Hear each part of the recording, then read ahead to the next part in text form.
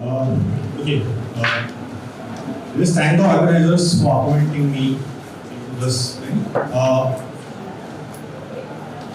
be talking on culture of sedentary play in India, the space context. So basically, I'll be touching most of the topics which all the eminent speakers have touched, but looking at it from a different perspective. Now, before going into this is my toy story. So basically, an architect, an industrial designer, got into the toy design department at NIT, worked over there, then get into board game design, started doing commercial and social games, and that's how I got introduced to the traditional board games. And at a point, it happened that there was lots of pressure from NGOs that every time there has to be some education to be imbibed into the board games. And I said, it's enough, let the board games be board games. So I started designing board games for myself. And so I do board games and board game variants, and that's how I got into traditional board games. And suddenly the architect popped up the moment I started seeing the board games in the tables. Okay? So right now I'm pursuing my PhD in the same topic, and last year I happened to present my paper at the board game colloquium at Athens. So okay, so here are some of the board games which have come, and this is my journey. This is where I am. Still a long way to go. Okay, now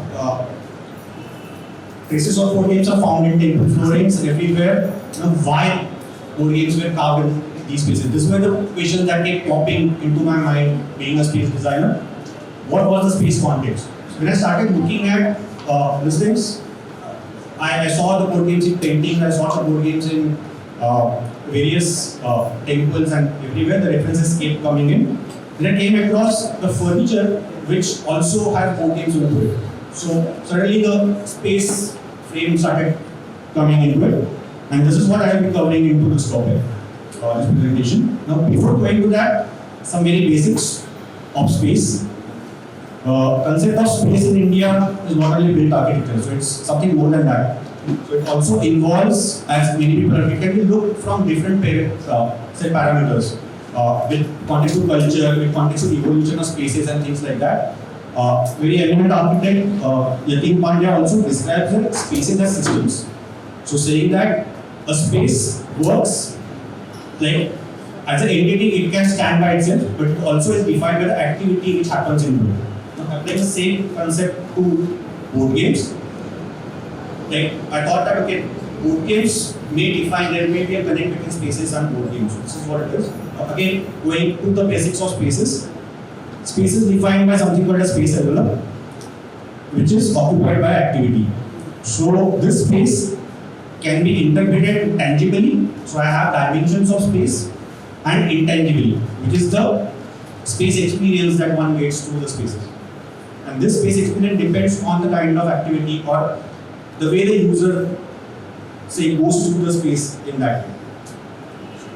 Applying it to very basics of board games. Space envelope for playing a sedentary game. What you require is, you require a game board, you require two people. So if the board game is square, the space envelope will be rectangular. If it's two players, if it's four players, it will be more or less square. That's what very basic it is. Technical requirement, my hand has to reach to the other end. This problem is solved intelligently by making game boards rectangular. I would say this was not the thought into it, because these are some of the traditional products which has evolved. So it might be that if you make the game board rectangular, your hand obviously will reach. Interestingly solved problem, in a cross shape, you sit diagonally, everybody can reach every corner of the board game. Now this, I looked at some Google paintings and I found that there are many onlookers over there. So if the onlookers are added, the space envelope will increase tangibly. Again, another basic thing, commonly the games are placed on floor in case of masses. So the player has to bend to a certain angle to play the game, but what he needs, or ideally he requires, is a backrest. Whereas in case of, say, classes, say royalties and all that, the other accessories added. So you have cushions, you have something to play, you may have a occasional car. So the space envelope will increase. The problem of hand reach is solved. I will have a servant who will, or a slave who will move my pieces. I will just guide him accordingly. I'll just calculate how all this, say, culminates into the findings. Now, coming to the intangible aspects, the space experience. So, this got me to the very concept of rasa and bhava. So, rasa is something that is to be perceived, and rasa and bhava together give you anubhav, which is the experience. Now, this is even applied to spaces as it evokes emotions into the user. And various emotions are generated during the play. So we also saw yesterday that there's anger, there is there's curiosity, there is say vengeance. So these all kind of emotions do evolve when one is going through the activity of playing a board game. So just to look at it in that way, space as well is affected by the tangibility and intangibility. So if I have more number of players, my space as well will increase, and also is affected by the way the game is played. So for example, if I have a Shungar kind of a two lovers are playing together, I'll have a pavilion. So space will decide where I'll play. I'll elaborate this slightly more in detail. Where these game plays. So all the paintings and everything show royal houses, court houses, Adams and the spaces. Sometimes special pavilions are also shown in paintings. For masses, it may be played in bedroom between husband and wife. So it's a private space. The gameplay between friends, family, spaces like veranda and courtyards. So this is where we find more inscriptions of those board games. Semi-public spaces, or in public space, typical village chowpals and places like that. So these are the places where we find these inscriptions. Where were these gameplays? What was, again, another place very dominant, temple graffitis. So why would somebody carve these board games on these pieces? Most of the speakers have also talked about them. Two prevalent theories. One, it would be much natural to create these illustrations on floors for daily recreation among the artisans. And I happen to found out this interesting example in one of the Hoysala temples in Karnataka, wherein the board game is there and on top of it, somebody has just tried to sketch out the actual, the typical lion emblem that will be there. So he's maybe experimenting. Maybe he's experimenting and you can see he's on to that. So it shows that it may be during the same time, or the board game is before and the inscription is later on. The second theory, use of temple complex or river ghats as spaces of social gathering. So somebody also said it's like malls. So every day group of people would meet at these spaces for social interactions. So I looked at, I said, let's look at temple case studies, again inspired by the examples. So I looked at, say, medieval period. Let's look at the Hoysala temple. Somewhere in Maharashtra I was searching. I happened to find out one example. I'd like to share it with the Kedia group. And of course the Vijay and Hampi things definitely were there. These examples were just to locate, not deep in study, but where the board games and what was the space context. The first example is Lakshmi Devi Temple, Buddha-Gadavalli, Hassan, Karnataka. Just correct me if I have spelled it wrong. It's a very beautiful temple, different of kind. And this is the sketch plan which I have just prepared. And you can see that these are the places where these games exist. So just trying to locate the space context. And these are the games which are there. Chausur, Aligre, then Mankala and Hand games. This is Sri Mallikarjuna Lakshminarayan Temple, Pedga, Maharashtra. Okay, Pedga is 100 kilometers from Pune. It's a place where Aurangzeb stayed for more than a year. And you can imagine what must have happened to the temples. But still, the things are there. There are been board games which are there, and just the alarming situation, ASI is reworking on them. So before they go, I'll invite the Kedia team. Let the rain happen. We'll go together and just document it properly in that way. Okay, so these are very nice temples which are there, and again, these are the examples that I found in Maharashtra. This is during the Yadav period. Chausur, Astachima I found, Namkandali I found, and the variations of that I found over there. I think even Mankala was there. Spotting the example in Maharashtra of Mankala. There are two temples which are very adjacent to each other, actually aligned. The top part is chopped off now, but it's much there restored in place.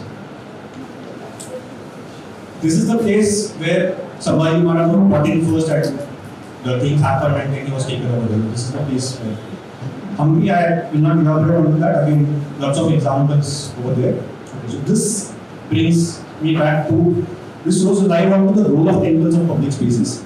And the board game thus connected the waste spaces with the temples were used and experimented. So the sketch over here shows the locations where the board games will be. So coming back to that space and everything, you need something to rest. So besides a pillar, besides something, you need a shade. So along the temple, wherever you make the pradakshina, wherever shade is happening, you will find these board games over there. Okay. These games demonstrated the daily social interactions, and the game boards ended up becoming an integral part of the temple ambience. That's what I feel.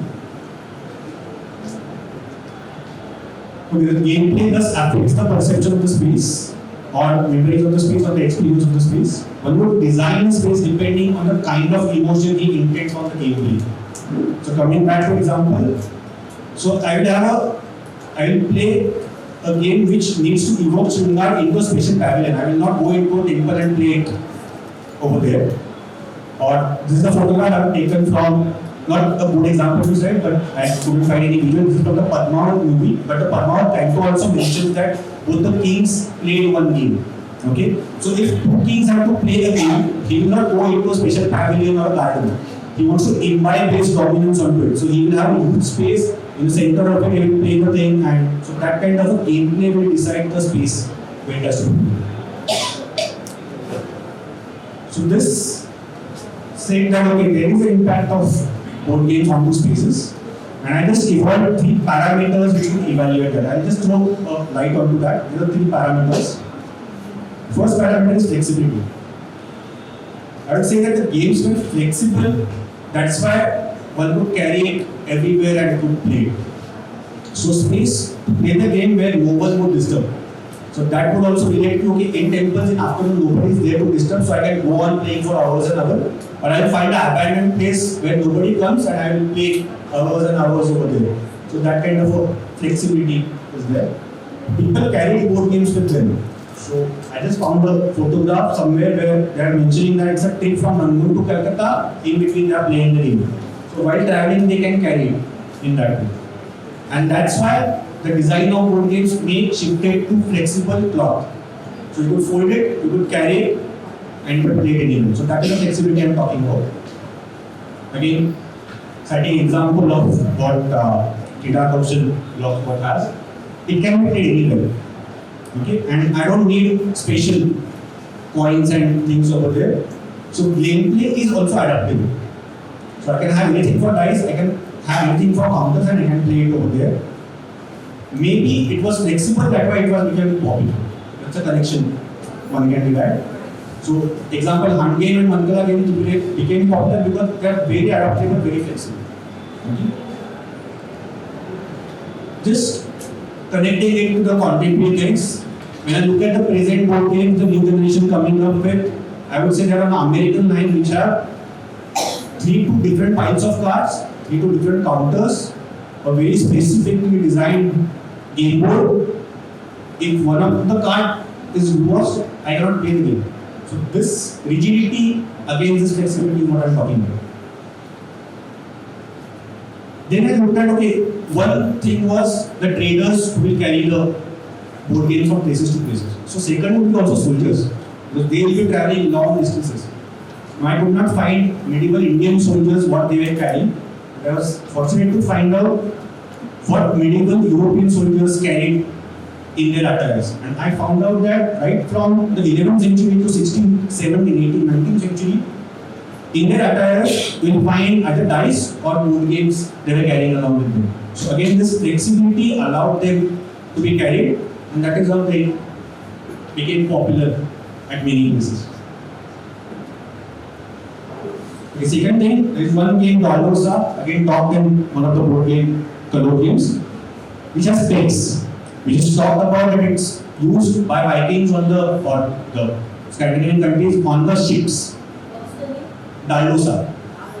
Okay, now that game has pegs. It has holes and it has pegs. The same way the Hounds and Tackle also has. It has pegs into it. Now I just connected it that okay, it's a moving environment and you don't need your coins to fall off. And that's the same. This is an example of the present day. This is the travel monopoly that you get in the market. It also has space. So the nature of space decided the game design. Okay. Does the space influence the game design? Space also influences the gameplay in a way. In some spaces it needs to be bigger. Like some examples we saw, if it's in sun, I cannot sit there for 3 hours. I have to finish off within say 15 minutes or in that way. Or sometimes it was a means of killing time. You can go for months and months together. I will have a lavish, nice cushions and things. It can go for months and months. So this is about flexibility. The second parameter is scalability. So INA talks about 200 people playing at a time for maximum of 3 months. How would it have been? Like a tournament, like a festival, or would it be simultaneous exhibition by some players? And where will these 200 people sit? They need a grand pavilion, a building, or shamiana. So this is just a Photoshop visualization which I have done. I have pasted a shamiana onto the courtyard in Fatehpur Sikri. It might be like that. Okay. Another aspect of scalability I am talking about in terms of number of players playing the game. So game of Chandragurna, it's mentioned that 16 players played it. So just imagine the space envelope that it will require. Or the train on Pachisi, again derived by the Maharaja Krishna Valiyar. So 12 people sitting around, and that also would decide the space. So this scalability would demand bigger spaces. Scalability also, I looked at again Mughal and Rajasthani paintings. Even if you just keep aside the exaggeration which is there in the paintings, if I try to associate the architectural scale to these kind of pavilions, they are huge. Like just to playing game, whatever they are shown, if they are building these kind of buildings, that's the kind of scalability that we are talking about. So there are exclusive space depictions which you find in paintings. True or not, it's a matter of research. But even if you take 1 or 2% of it, there is some possibility that are there. Most elaborate example, Fatehpur Sikri. Now, yesterday ma'am mentioned that it was not right to have those slaves at this thing. I look at it in another way. Why not look at it as a stadium, like a cricket match? So there are many players, onlookers looking at the game. Akbar is sitting at one place, I mentioned it over here, other player over here, and the big games happening over here. So it's like a stadium and there is a demonstration. So that scalability is also what I am talking about. Scalability with respect to time. Short play can be played in raw spaces. Long play to demand comfortable spaces. Third parameter, semantic perceptions.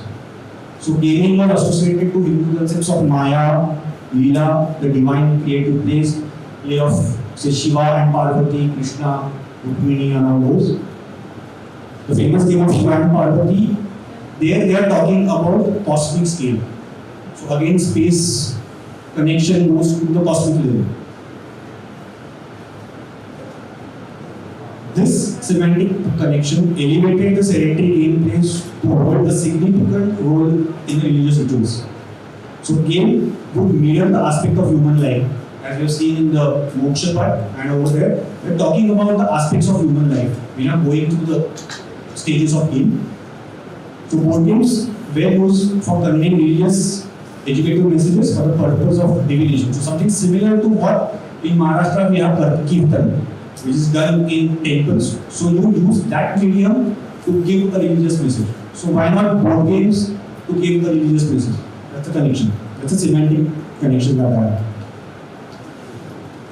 Coming back to the Gyan Chopper, their spaces have been symbolized. So you symbolize heaven, you symbolize hell, you symbolize Vaikuntha. So that's a space connection again. And also playing games as a certain festival or ritual also associated them to some typical spaces. For example, the famous game of Mahabharata, which was played after the Rajasuya Yajna. So there is a ritual to play a game after a Yajna, which required a specific space where there will be people who will watch the game. And now after these three parameters, the space changes its context. So coming to the colonial period, the European influence, most of the elites started using elevated furniture. So elevated furniture, when they started using it for the board games also. So what was happening this, started happening this. Okay, and you find in this period, elevated furniture which has board game inlays onto it. Finely carved, painted, inlaid with ivory or gold, as in the earlier presentation it was mentioned that it was sent as a gift item. So in my way, what it did was, these elaborations elevated the game boards from an ordinary product to a lifestyle product. Now this showpieces or artifacts is what they become, like I need to possess it. Now I won't carry this elaborated board game into a temple or in a cave and start playing it over there. Okay. So it became like it's having a very basic watch and a very diamond plated. I won't wear it everywhere, right? The elaboration through art and craft took out the flexible nature of the games. So it's done very elaborately. It has to be played into this space only. It can't be taken out. So it made them more rigid, in my way. Okay.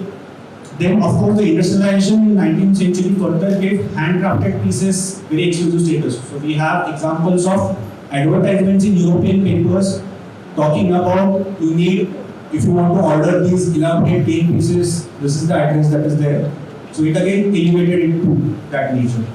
And it became mostly as collectibles with the nobles or within the families also. Reasons what I feel led to the forgetting the popularity of sedentary plays. Introduction of newspaper. So the evening that you see over here, typically there will be board games. This is getting replaced by newspapers. So people come together, they talk about news that is happening. Maybe my perception. The political unrest, of course. The new education system. We always bring that. The aspect of gambling reduced due to pure economic conditions. And the use of board games by men as a social activity reduced. Gambling reduced, interest of men reduced. That's what I connected it in that way. It started becoming more as an indoor activity played mostly by women of all ages and children. Just a assumption because since the gambling reduced, it's in that way. This broke the connection of board game activities with different type of spaces. 19th century, 20th century plastic pieces and cardboard games took the space context to toy rooms. It started getting perceived that board games is a child's play. Whereas I never find any painting where they have shown a child playing a board game. I don't know if anybody has. Always there are adults who are playing board games. So the change imbibed the long-lasting impression of board games as child play accessory, and still it is prevalent in Indianism. Board games is child activity. Blend of cards in new generation board games, the game inventory increased. They again started becoming rigid in terms of their gameplay. Flexibility reduced, as I mentioned earlier. The digital age, what has happened to the space context? All the negatives, if we keep aside, I look at it as you have created a virtual space. So right now, being in Mumbai, I can play with somebody in Delhi the same board game. Of course, there is no eye contact that is there, but I have virtually created a space. Also, social interaction, of course, is questionable. It has reduced, but the gameplay has become flexible. I can carry it in my mobile anywhere. I can play it while traveling. I can play it when a very boring lecture is happening. You can sit at the back and you can play it in that way. So it has become very flexible. Extending that example, a few years back, Microsoft came up with this big tab, which is called MS Surface, where they demonstrated Settlers of Catan, and it was quite popular. It started creating those kind of spaces because that was the main market that they looked at, the game cafes. So people will come into a space, they will have physical eye-to-eye contact, but they play on a virtual medium. So the physical nature of the game had transformed into the virtual thing, but people sat in front of that. For some reason, maybe because of cost, it didn't become very popular. And that's what resulted into these tablets actually. The phone. There are attempts to design spaces, belonging to hospitality spaces or cafes and homestay spaces, where central thing is generating interaction between users. And that's a very good initiative. You also saw in the earlier presentation in that way. But everybody is not in that mindset. Because we keep getting inquiries. We have a hospitality chain which said that we want a board game in our spaces. And they had a very fixed idea. We want a table which would have purchasing. That's where their thing in there. Okay, and that's what somehow it results into. If you see some execution, there was a mention of smart cities, public spaces initiative. In Pune, they have done certain things. Board game is only chess. Okay, now all people don't play chess. So again, it's very whatever the present perceptions are, they're trying to put it on that. The efforts of conducting board game festivals are minimal in India, and overall respect and awareness has to come. That all of us agree. We are working towards it. To conclude, we looked at 3 parameters that can evaluate the impact of traditional board games on spaces: flexibility, scalability, semantic perception. There could be many more also. The third parameter evolves with generations. It will take time, and surely takes time to get associated with board game. But board game designers should at least keep these 2 parameters, the first 2 parameters, into mind when they're coming up with new board games. Because when I take the course of board game design, the students already have a perception of board game. They know that okay, we want to do this, and we have so many cards, so many kinds of cards, so many counters, different types of. That's what I'm commenting about. The efforts of revival of traditional board games in India are commendable. Have the pioneers sitting right in this room. Inclusion of handcrafted techniques is enhancing them further. In my opinion, a holistic approach by designing spaces should be adopted. Again, there are examples which were demonstrated in that. But I feel the space designers from within them should start doing that in that way. And should start opening up their minds toward board games as passive tools of human interaction. Then only they will do their work as a vehicle of cultural interactions. Thanks.